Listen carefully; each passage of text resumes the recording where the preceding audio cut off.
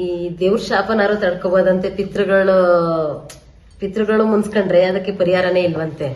ಪಿತೃಗಳನ್ನ ತೃಪ್ತಿ ಪಡಿಸಿದ್ರೆ ಅಂತೆ ದೇವ್ರು ಒಲಿಯೋದುವೆ. ಅದಕ್ಕೋಸ್ಕರ ಪಿತೃ ತರ್ಪಣ ಇಡೋದು. ಮಹಾಲಯ ಅಮಾವಾಸ್ಯೆಗೆ ಮುಂಚೆನೆ ಮಾಡ್ತೀವಿ ನಾವು, 9 ದಿನ ಮುಂಚೆನೆ. ಚಕ್ಲಿ, ಉಪ್ಪಟ್ಟು, ಕೋಡ್ಬಳೆ, ಮುಚ್ಚೋರೆ, ವಡೆ, ಪಾಯಸ, ಸಿಕ್ಕಿನುಂಡೆ ಎಲ್ಲ ಮಾಡಿಡ್ತೀವಿ. ಬರೀ ಅನ್ನ ಇಟ್ರೆ 1 ತಿಂಗಳು ಮಾತ್ರ ಅವ್ರಿಗೆ ಹೊಟ್ಟೆ ತುಂಬುತ್ತಂತೆ ಪಿತೃಗಳಿಗೆ.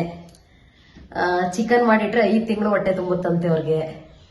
ಈ ಮೇಕೆ ಮಾಂಸ ಮಾಡಿದ್ರೆ 10 ತಿಂಗಳು ಹೊಟ್ಟೆ ತುಂಬುತ್ತಂತೆ.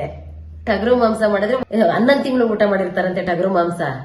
ನಾವು ಹಾಲು ಹಾಕಿ ಪಾಯಸ ಮಾಡಿದ್ರೆ ಅದು ವರ್ಷ ಪೂರ್ತಿ ಅವ್ರಿಗೆ ಹೊಟ್ಟೆ ತುಂಬದಂಗೆ ಇರುತ್ತಂತೆ.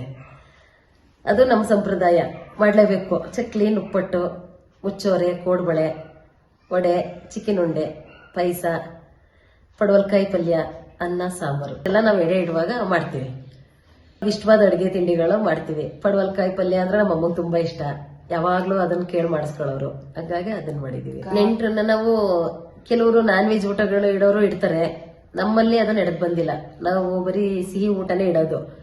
ನಾಳೆಗೆಲ್ಲ ನಾವು ನಾನ್ ವೆಜ್ ಮಾಡಿ ನೆಂಟ್ರನ್ನ ಮಟನ್ ಸಾಂಬಾರು, ಚಿಕನ್ ಚಾಪ್ಸು, ಬೋಟಿ ಗೊಜ್ಜು, ಮೊಟ್ಟೆ, ಮುದ್ದೆ, ಅನ್ನ, ಸಾಂಬಾರು ಮಾಡ್ತೀವಿ.